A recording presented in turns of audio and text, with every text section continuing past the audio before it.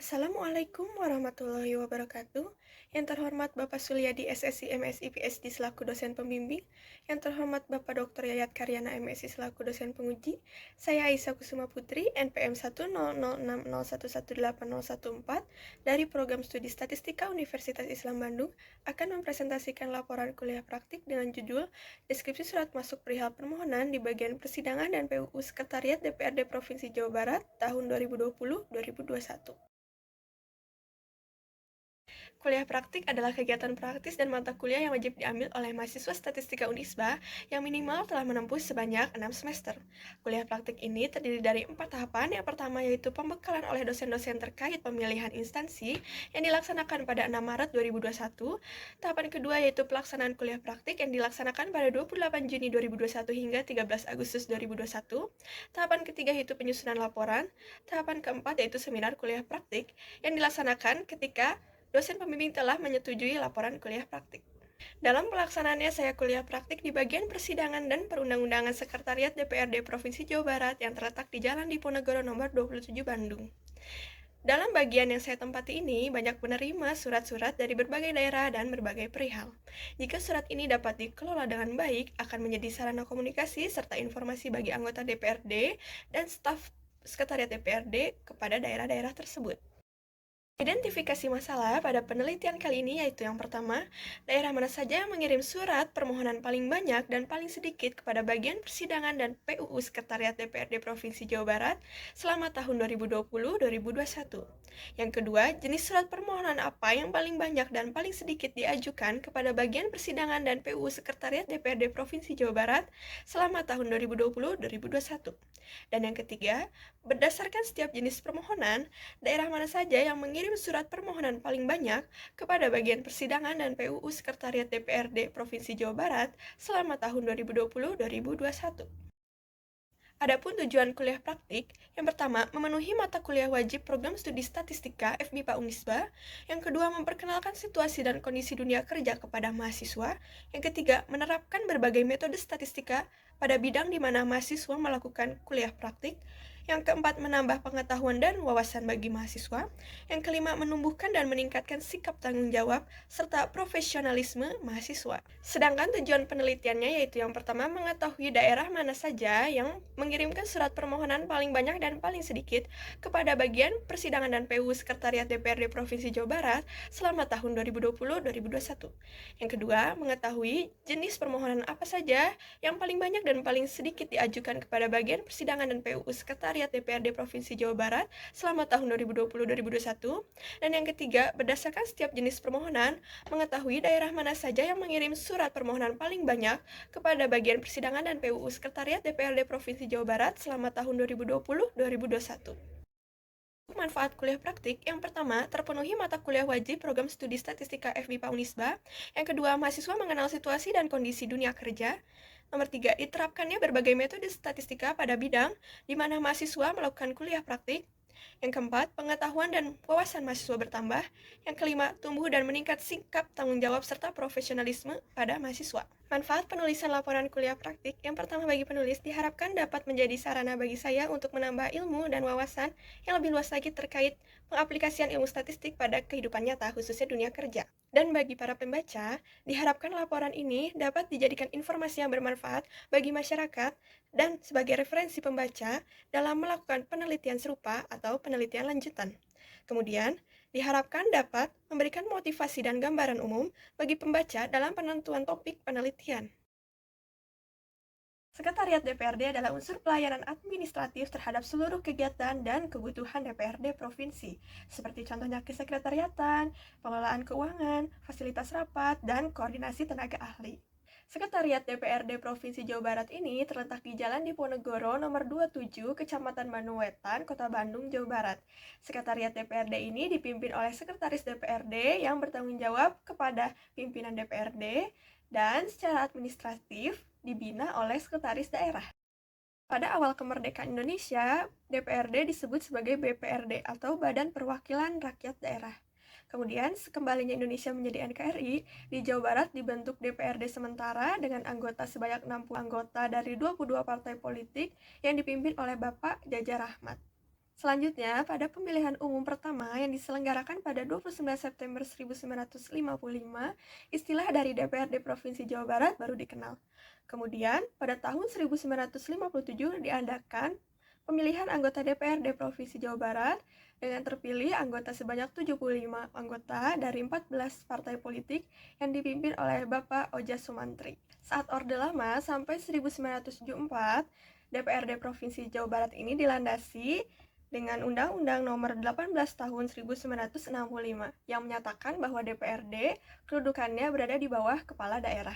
Setelah itu dikeluarkannya Undang-Undang Nomor 5 Tahun 1974 di mana merubah kedudukan DPRD, bahwa kedudukan DPRD dan kepala daerah memiliki kedudukan yang sama tinggi. Kemudian lahir Undang-Undang Nomor 22 dan 25 Tahun 1999 yang menguatkan peran DPRD terkait pemilihan dan penetapan kepala daerah. Kemudian diutarakan juga mengenai posisi DPRD yang sejajar dengan pemerintah daerah. DPRD bukan bagian dari pemerintah daerah. Setelah itu lahir Undang-Undang Nomor 32 Tahun 2004 yang menyatakan bahwa DPRD adalah lembaga perwakilan rakyat daerah dan berkedudukan sebagai unsur penyelenggaraan pemerintahan daerah. Kemudian dalam pasal 4 disebutkan bahwa DPRD berkedudukan sejajar dan menjadi mitra dari pemerintahan daerah. Visi dari Sekretariat DPRD Provinsi Jawa Barat yaitu terwujudnya Sekretariat DPRD yang prima dan profesional tahun 2023. Dan untuk misinya yang pertama, meningkatkan profesionalisme melalui penguasaan ilmu pengetahuan dan teknologi. Yang kedua, meningkatkan pelayanan bagi peningkatan kapasitas kinerja Dewan Perwakilan Rakyat Daerah Provinsi Jawa Barat. Peraturan Daerah Nomor 6 Tahun 2016 mengenai organisasi perangkat daerah, tugas pokok dari Sekretariat DPRD yaitu menyelenggarakan pelayanan administrasi dan pemberian dukungan terhadap tugas dan fungsi DPRD, menyediakan dan mengkoordinasikan tenaga ahli sesuai dengan kebutuhan DPRD dan sesuai dengan kemampuan keuangan daerah. Sedangkan tugas pokok dari bagian persidangan dan perundang-undangan yaitu menyelenggarakan pengelolaan dan pelayanan persidangan serta perundang-undangan, meliputi persidangan, alat kelengkapan dewan dan tenaga ahli, risalah dan dokumentasi, serta produk hukum. Fungsi Sekretariat DPRD itu yang pertama, penyelenggaraan perumusan kebijakan teknis bidang kesekretariatan DPRD. Yang kedua, penyelenggaraan pelayanan administrasi dan pemberian dukungan terhadap tugas dan fungsi DPRD. Yang ketiga, penyelenggaraan administrasi Sekretariat DPRD. Yang keempat, penyelenggaraan evaluasi dan pelaporan Sekretariat DPRD. Yang kelima, penyelenggaraan fungsi lain sesuai tugas pokok dan fungsinya. Sedangkan fungsi bagian persidangan dan perundang-undangan yaitu yang pertama, penyelenggaraan pengkajian bahan kebijakan teknis bidang persidangan dan perundang-undangan. Yang kedua, penyelenggaraan pengelolaan dan pelayanan persidangan dan perundang-undangan. Yang ketiga, penyelenggaraan evaluasi dan pelaporan bagian persidangan dan perundang-undangan. Dan yang keempat, penyelenggaraan fungsi lain sesuai dengan tugas pokok dan fungsinya. Menurut Wikipedia, surat adalah sarana komunikasi untuk menyampaikan informasi tertulis oleh suatu pihak kepada pihak lain dengan tujuan memberitahukan maksud pesan dari pengirim ke penerima. Sedangkan untuk fungsi dari surat itu sendiri, menurut Sucipto dan Wet tahun 2004, yaitu alat komunikasi, alat bukti tertulis, alat bukti historis, alat pengingat, duta organisasi, dan pedoman kerja. Berdasarkan jenisnya, surat dibagi menjadi surat resmi, surat pribadi, dan surat niaga. Jika berdasarkan asalnya, surat terbagi menjadi dua, yaitu surat masuk dan surat keluar. Dalam jurnal Maskur dan Pandu Atmaja tahun 2015 mengutip dari Ursanto 1991, surat masuk adalah semua jenis surat yang diterima dari organisasi, instansi maupun perorangan, baik yang diterima melalui pos atau kantor pos, maupun yang diterima dari kurir atau pengantar surat dengan mempergunakan buku pengiriman. Surat masuk yang diperoleh dari instansi lain haruslah dicatat dan diarsipkan dengan baik agar terorganisir dengan baik dan dapat ditindaklanjuti oleh penerima terkait tujuan dari surat tersebut. Surat permohonan adalah salah satu jenis surat resmi lainnya, seperti surat pemberitahuan, surat keterangan, surat memo, surat dinas, dan surat-surat lainnya. Menurut Kosasi 2012, surat permohonan sebagai surat yang berisi permintaan kepada penerima surat mengenai sesuatu hal. Menurut Nugraha 2019, analisis deskriptif ini menggunakan satu variabel atau lebih, tapi bersifat mandiri, sehingga analisis data ini tidak berbentuk hubungan atau perbandingan. Selain itu, analisis deskriptif ini merupakan teknik dengan mengumpulkan, mengolah, menganalisis, dan menyajikan data kuantitatif secara deskriptif. Analisis deskriptif ini, penyajian datanya terbagi dua, yaitu penyajian data dengan tabel dan penyajian data dengan grafik. Yang pertama, untuk penyajian data dengan tabel terbagi menjadi dua, yaitu untuk data numerik dan data kategorik. Yang pertama, untuk data kategorik terdiri atas tabel frekuensi dan tabel kontingensi. Sedangkan penyajian data dengan tabel untuk data numerik terdiri dari dua, yaitu tabel distribusi frekuensi dan tabel ringkasan. Penyajian data dengan grafik terdiri dari dua, yaitu untuk data kategorik dan numerik. Yang pertama, untuk data kategorik terdiri dari dua, yaitu pie chart dan bar chart. Sedangkan penyajian data dengan grafik untuk data numerik terdiri dari tiga, yaitu histogram, diagram dahan daun, dan box plot. Peringkasan data dari analisis deskriptif yang terdiri dari dua, yaitu ukuran pemusatan data dan ukuran penyebaran data. Yang pertama, untuk ukuran pemusatan data, menurut Departemen Statistika IPB, ukuran pemusatan menunjukkan titik tengah dari sekumpulan data, terdiri dari mean, median, dan modus. Sedangkan untuk ukuran penyebaran data, menurut Sudibyo tahun 2013, ukuran penyebaran menunjukkan bagaimana penyebaran dari sekumpulan data. Di antaranya yaitu range, standar deviasi, varians, koefisien varians, dan kuartil. Terhitung saya kuliah praktik di bagian persidangan dan perundang-undangan selama 35 hari, namun dikarenakan keadaannya masih pandemi COVID-19, sehingga kegiatan perkantoran dibatasi, maka saya melakukan kuliah praktik di lingkungan kantor atau WFO sebanyak 12 kali dan kuliah praktik dari rumah atau WFH sebanyak 23 kali. Adapun rangkuman kegiatan selama 35 hari yaitu yang pertama, membantu dan merekap absensi rapat paripurna anggota DPRD Provinsi Jawa Barat. Yang kedua, merekap dan mengklasifikasikan 628 surat masuk di bagian persidangan dan perundang-undangan selama tahun 2020-2021. Dan yang terakhir, merekap dan mengklasifikasikan 5.054 kegiatan alat kelengkapan daerah DPRD Provinsi Jawa Barat selama tahun 2020-2021. Penilaian kinerja, saya dinilai oleh Bapak Dr. Andes Arif Ahmad Ripai, MSI, selaku Kepala Bagian Persidangan dan Perundang-undangan, yang menilai saya dengan sangat baik untuk seluruh jenis kemampuan, yaitu komunikasi, kerjasama, kemandirian, kreativitas, dan keterampilan.